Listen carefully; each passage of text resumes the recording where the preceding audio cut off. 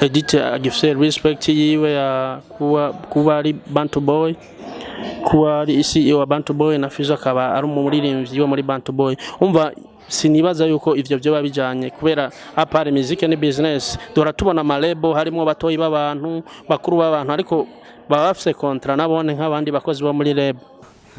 Turabizi none muzi mudugasatbi nta numwe atawuzi mekenshi tumubona mu PRADO aho ni NATACHA ntivyonjena niwe sister wanje yerekana imyembe kenshi ahandi ngiye kuri we kabisa birumvikana yuko ari umuntu yandikirwa kubera hari indirimbo zimeze neza akora haro n'indirimbo ziteye isona akora uyumvira ukiyumvira ati ni wa undi yandika imwe numve ya ndirimbo zabo vraiment ijya ni business ntibaduhende nico nabyise akamari kubera iki bafata ibintu vy'Imana bakabishira muri business bakaca bagomba kuyerekana yuko ari abantu bariko batumwe na Yesu.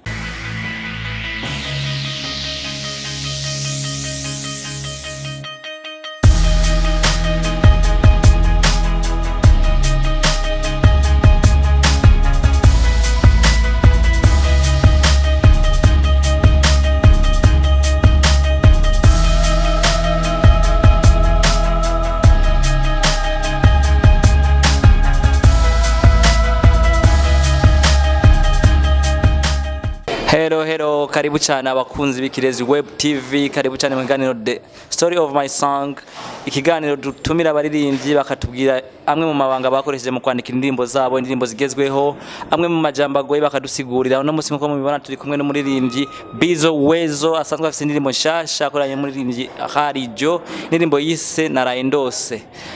Bizzo Uwezo turaguhaye ikaze mu kiganiro cyacu. Yeah. Wengine wanavaa Gucci, wengine wanavaa uchi, ukivamia kwenye mapenzi wanakuchuna kama buzi. Pole sana kaka mkubwa lala kaota ndoto, huku watu wanalala ndotoni wanaota pesa. Huwezi kuwa na demo mzuri kama huna pochi nene. Brother man take care. It's your boy Bizzo Uwezo kutoka niona ni aje. Karibu cyane Bizzo Uwezo mu kiganiro The Story of My Song. Yes twahibere mutama ni mpore namwe murakomeye. Turashima rimwe na rimwe tugende tunyaruka abantu batazi Bizzo Uwezo ninde? Bizzo Uwezo ku mazina y'abavyeyi ni Bizzo Evod, nkaba navuke ngamu Kamenge ariko nkaba nkomoka muri Bujumbura Rirare muri commune Sare. Ya Bizzo Uwezo n'umuntu w'indoto afite indirimbo ya Naraye Ndose. Bizzo Uwezo cyena je ngaho no munsi wari wabirose kuza kubona. Ivyo wanyu byabaye surprise. Sikuvuga yuko nama narose indoto zanje je zifata igihe kinini, ndashobora kumara no kwezi ntarose ariko ndose nkarota ibintu bishobora kuba bibaho canke vyarabayeho canke bizobaho. Ya kumbure ivyo wanje biracahishijwe ntiwabihishuriye. Juste mbona vyabaye nkuko kuba twabonanye honyene, sinibaza yuko hari ibindi twoza kurota kubera ibi vyari bikwiye n'ivyakamaro kandi ndavyishimiye. Anyway, Bizzo Uwezo afite indirimbo nshasha yitwa Naraye Ndose yakoranye n'umuririmbyi Harijo, indirimbo nziza cyane. Félicitations. Merci sana murakoze kunkeza. Indirimbo Naraye Ndose ese niki cyatumye yandika? Indirimbo Naraye Ndose kugira nandike indirimbo je ndafata umwanya wo kwiyuraba tropic yoza mu bantu itandukanye n'izari zihari, kandi nafashe umwanya kuvyumvira ko kubera nari mbona aho umuziki wacu wa hip hop mu Burundi aho ugeze, nabona yuko kanovera ka hip hop kamwe twakuze twumva no mu makungu kariko karatakara cyane ngaho iwacu. Umva mu ncamake nashatse kuzana ikintu gikenewe ariko cyari cyarabuze muri uwo muziki wacu. Ya indoto Naraye Ndose, ese indoto kuri Bizzo Uwezo ifite iyihe nsiguro? Ndibaza umuntu yarose nabijanye mu sanse yo kurota kubera ndibaza umuntu indoto ariko ararota ntacagura. Nico gituma wumvise mu ndirimbo navuze ibintu byinshi bitandukanye nk'umuntu nyene yarose, kubera haje umuntu ivyarota sinibaza ko abitegura ahubwo n'ibintu byizana.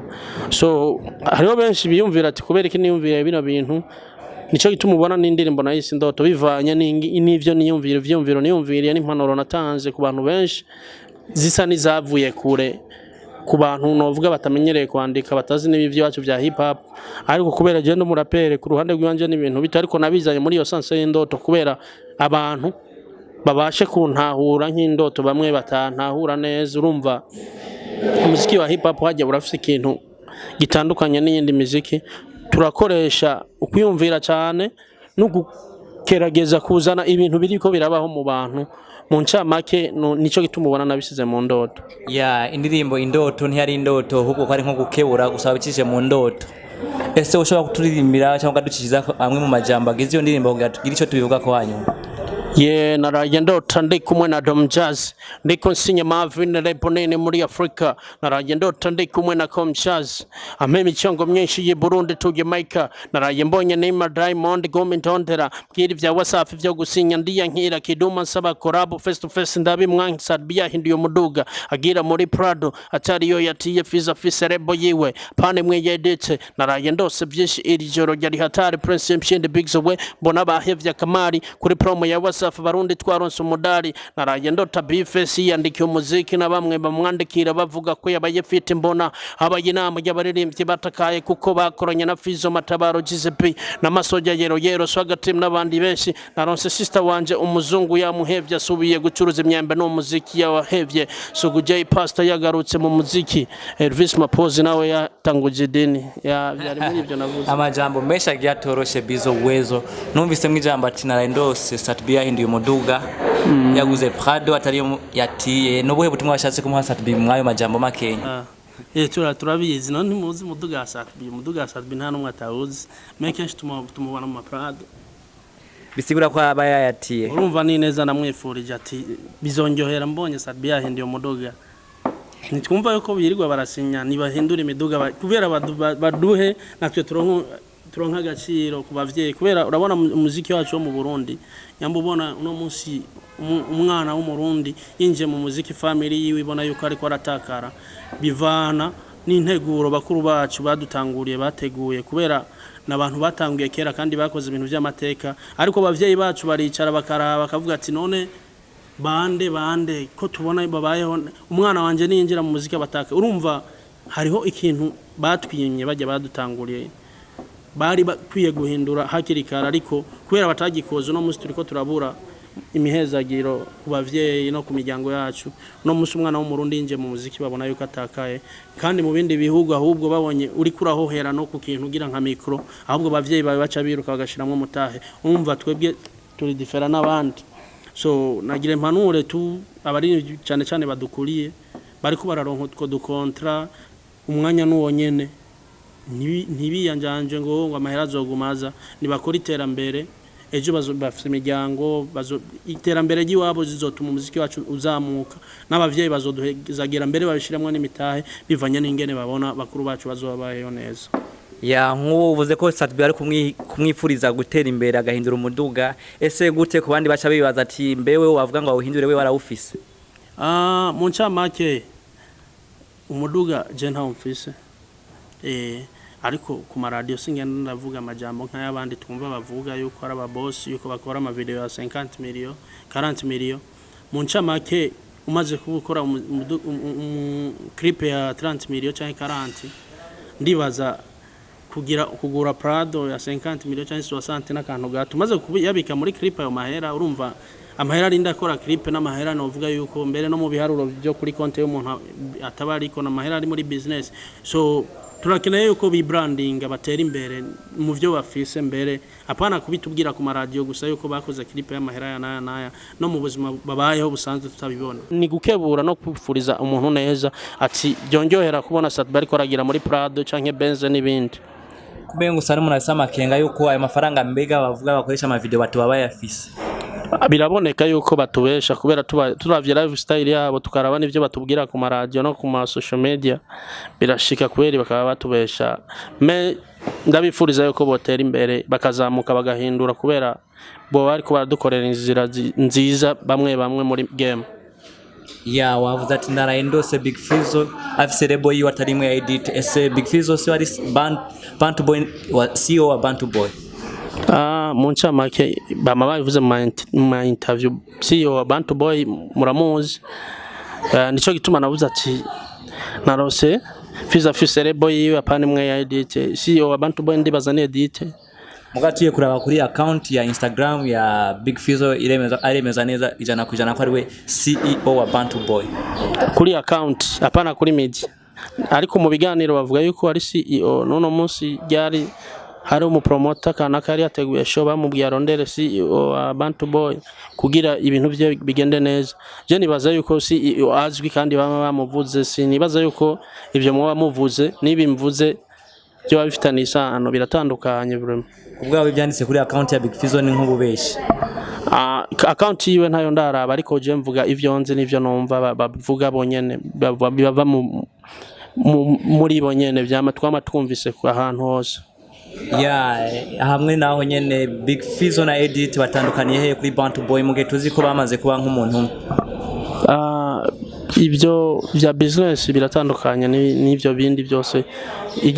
Ijya ni private life, kugira mariage no kugira ibindi ntibisigura yuko muba mwinjiye. Nico gituma ubona Edit agifise respect yiwe ya kuba ari Bantu Boy, kuba ari CEO wa Bantu Boy na FIZZO akaba ari umuririmbyi wo muri Bantu Boy. Umva sinibaza yuko ivyo byo babijanye kubera apart music ni business. Dora tubona amalebo harimo batoyi b'abantu bakuru b'abantu ariko baba bafise contrat nabone nk'abandi bakozi bo muri lebo. Kubwawe Big Fizzo na Edit naho bubatse ibijanye na Bantu Boy umwe wese arabana n'ivyiwe. Sindavyibaza, ndibaza neza na neza ijana kwijana yuko Bantu Boy ari Edit. Wagarutse uravuga ati naraye ndota abaririmbyi bagira inama batakaye inyuma yo gukorana na Big Fizzo. Ese ibyo yabashatse kuvuga iki mu ncamake kugira badakutahura gutahura? Mu ncamake nagomvye kwibutsa kuri babaririmbyi bama bahabira kuba abastar mu gihugu cacu, bakagera ni chance bakagira true yo gukorana n'abaririmbyi bakomeye nka FIZZO, ariko ukacu usanga mu nyuma y'iyo indirimbo bakoranye igize neza cyane. Mu nyuma y'iyo ndirimbo ugasanga n'abantu babaye abastar umenga barahaza ubustar, ariko raba fari yazaguma akora imisi yose. Ariko hari abantu bakoranye na FIZZO umenga bobo babaye abastar, babonye message zinjira 100 ku munsi bakabona telefone ari 5-6, umva umenga bahijeje ubustar bwabo.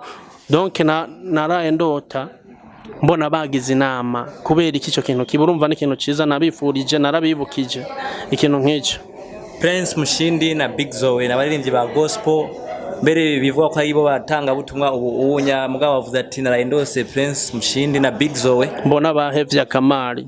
Nukuvuga ivyo barimo no gukina akamari. Izijya ndirimbo zabo vraiment ijya ni business ntibaduhende. Nico nabivyisa akamari kubera iki bafata ibintu vy'Imana bakabishira muri business bakaca bagomba kuyerekana yuko ari abantu bariko batumwa na Yesu muri sense bamuzanamwo izitandukanye n'ingene twebwe Yesu tumuzi.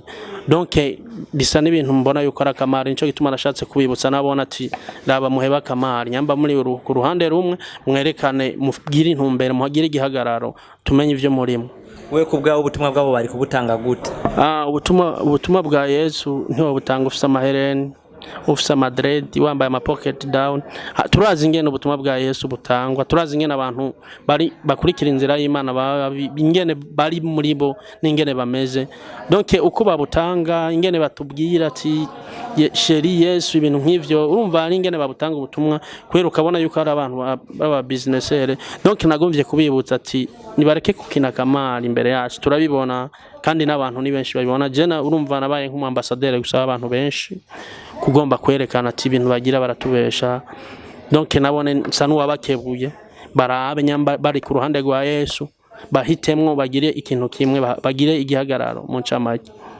Abakunzi b'Ikirezi Web TV tubandanya tuganira na Bizzo Uwezo kubijanye n'indirimbo yiwe nshasha. Bizzo Uwezo wavuze ati naraye ndota mushikanje umuzungu yamuhevye yasubiye kudandaza imyembe. Ninde mushikawe atokana no muzungu? Imana yaremye abantu babiri, twe turabahungu hariho n'abakobwa. Mvuze mushikanje mbashatse kuvuga umukobwa wari we wese ni mushikanje ku ruhande rw'iwanje. So uwo navuze wenyene ariyumva mushikanje afite umuzungu kandi yama yatweretse imyembe ku mbuga ku mateleviziyo n'ahandi hose imyembe ibintu nk'ivyo. Eske birakujena kuvuga izina giwe? Aho ni Natasha ntivyonjena niwe sister wanje yerekana imyembe kenshi. Warayirota ya umuzungu yamuhevye yasubiye kudandaza imyembe aho rayidandaza. Umva ivyo vyaje mu ndota ariko kandi byabaye nka message kuri we kubera ndibaza nivyamushikira hari ikintu kizomukorako arabe ico yohindura kandi yipange kubera ahari no munsi sivuga yuko yogira ivurugu zose kubera ari hajya ahubwo yipange kubera ibintu birashobora guhinduka urumva atipanze yoza kuregreta so sindamwifuriza nabi ariko ndifuza yuko ibintu bimwe bimwe atwereka ku mbuga yohinduka kubera hajya kubura umuririmbyi bisigura yuko uri cigwa ku bantu benshi bategekwiye kurabira kuri wowe ibyo lifestyle ariko rero bamaze kuba umuririmbyi ukaba uri kuratakaza abantu navyone Jesse mbona yuko ari wo muhamagaro twageze muri uwo muziki ahubwo bisa n'ubu wagomvye kumukebura tu arabe ahindure ibintu muri strategy ariko arakoresha ahindure bimwe bizomufasha kandi azovyishimira kandi ndabizi ariko arakura numva yuko agira akora n'ama project akomeye mu gihugu urumva hari ikintu umuntu akwiye gutegura muri we kituma abaho ubuzima butandukanye imyaka yose gatonga aho musanzwe mfitanye imigenderanire na Natasha oya Natasha n'umuririmbyi w'umurundi mbere sinari ndamuzi ndabumenya muri no minsi niho bamumugiye nta nuwo narinzi cyane kubera hari indirimbo kenshi je nikunda indirimbo za rap murabizi hanyuma numvise indirimbo ziwe zine uko numva aragerageza mu nyuma nko bacaza barandondekira ama video yerekana imyembe yerekana ibintu byinshi urumva ndatangara ati none ibi nibi birajanye umva nta migenderanire twadufite kandi se nibaza yuko tuzoyigiranira kubera je mbayeho nka jewe nawe nabayeho nkawe Bizzo Uwezo mazigihe kingara gute mu Burundi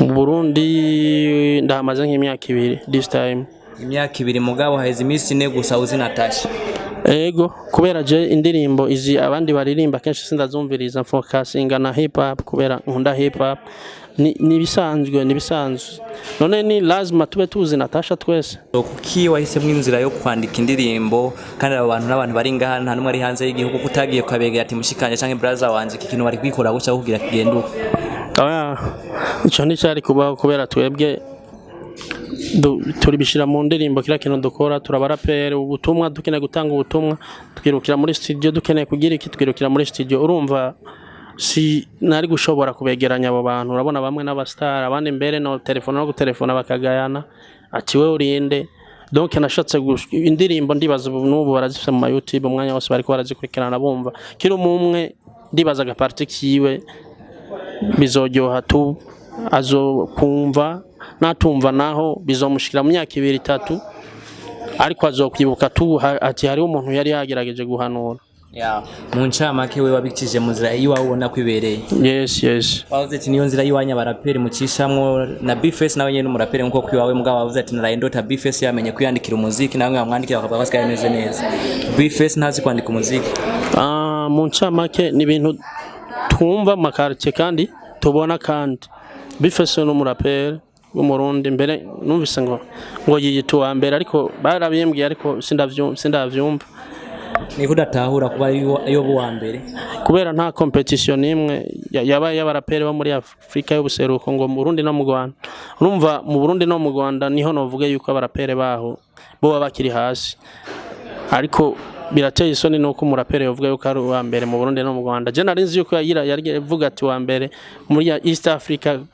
kubera iki yacaguye araba ibihugu nyene hip hop itarimo kubera hip hop muri Afrika iri mu bihugu byinshi kandi barayizi ahandi ngiye kuri we kabisa birumvikana yuko ari umuntu yandikirwa kubera hari indirimbo zimeze neza akora hari n'indirimbo ziteye isoni akora ukiyumvira ati ni wa undi yandika imwe numveze urumva umuziki hajya nasanze ari ikintu gikomeye nta muntu yoza abesha mu muziki ukora ibintu uzi kandi utabizi birumvikana kandi ubizi urumvikana mu ncamake birumvikana yuko umutipe yandikira so nyamba ahora yandikirwa nyamba ahora agerageza kwandika bibi bisigura yuko this time hazogera igihe azobimenya urumva namuroteye neza kandi ndibaza iyi nkebuzo nagize muri uwo muziki imushikirire nawe ene arabe ahindura ikintu ndibaza n'indirimbo zigiye gukurikira zo kwandika neza amaze kumviriza kino kintu kandi bizonjohera kubera nzovuga ati frere naramuhanuye kandi ariko arafata inzira y'ukuri kandi bizonjohera sana kuri umuhanuzi kandi ushaka gufasha Bface nk'izihe ndirimbo ziwe zitakuryoheye uvuga ati indirimbo yayigize ukumugasuko yari kugenda ari kwigira nkuko unye sinshaka kumufasha nshaka guhanura tu impanuro nico kintu nobona cyo mufasha ku ruhande rw'iwanje sinavuze kumfashanya izindi bro uvuga ngo ndamandikira iki indirimbo ni business niya ntumbera nandike akandiha amahera nzo kwandika kubera jewe ndumwanditsi kandi mwiza icya kabiri ku ndirimbo yiyo hari indirimbo uzumvirije ziwe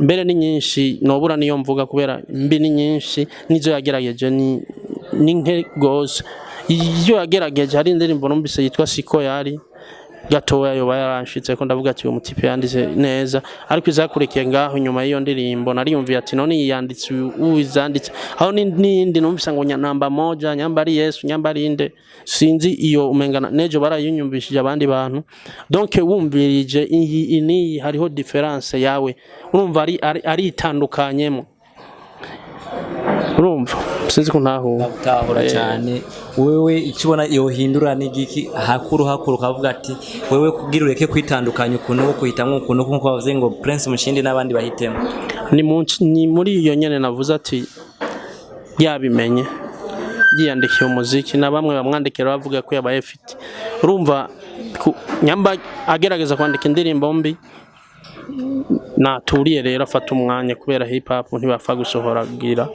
afata umwanya ndazi azosohora umuziki mwiza kandi ndabimwifurije watubwiye indirimbo zawe zitanu za Buja Flavor wemera indirimbo zanje zitanu za Buja Flavor nemera indirimbo ya mbere ni Bararemvye ya Kori the Magic indirimbo ya kabiri ni Baraka ya Warase na Misyorika indirimbo yanje ya gatatu ni indirimbo yanje ya Naraye Ndose birebere gutora indirimbo ya indirimbo yanje ya gatatu bereke yuhaye kibanza cya gatatu bivanye n'umwanya indirimbo yanje imaze nizo ndirimbo mwanya zimaze indirimbo yanje ya kane indirimbo Cons ya Farias indirimbo yanje ya gatanu ni indirimbo mwana w'imuhira ya Fab Love wotubwira aba star batanu uprefera nga mu gihugu cy'u Burundi batanu ni bake kubera mu gihugu cy'u Burundi prefera benshi batanu bonye mutume mumpa nka karanti niburi batanu ni bake sana batanu bazimbere no hava ndabiteranya ko ni benshi kandi bose genda bahekibanza singo abakunzi baherere mu mubindi ivuga batanu babiri batanu ndemera Eric n'umupeti mushasha ari mu isite muzomubona mu minsi iri imbere uwa kabiri yitwa Marcel nawe ne n'umupeti ari muri Uwezo team uwa gatatu yitwa Ray Chris Uwezo umuririmbyi wa kane nemera ni Akes umuririmbyi wa gatanu nemera ni Kori the Magic abakunzi b'Ikirezi Web TV murabona ikiganiro aho cyahereye naho kigeze ibintu bisa n'ibyagiye biragenda neza reka tumuhe akajambo kanyuma kwa fans bawe n'abakunzi bawe akajambo kanyuma nagomba kugaruka cyane ku Barundi batagomba kwitaho iby'iwacu umwanya wagezeho kwitaho umuziki ndundi kubera turavye no hanze bakunda ibyabo tubanze dukunde iby'iwacu hanyuma tuzokunda iby'abandi twakunze iby'iwacu so nagire mpagarire abarundi bose basupporting umuziki ndundi kandi nagire nshimira ama media ingere muri ko muritaho umuziki ndundi biraboneka yuko mu minsi iri imbere ntitwabandanye uko tuzoshika ahantu ikindi naco nagire nshimire management yanje ya Niona production turi kumwe uno mwanya abakunzi ba Ikirezi.net iki cyari kiganiro The Story of My Song naho butaha murakoze cyane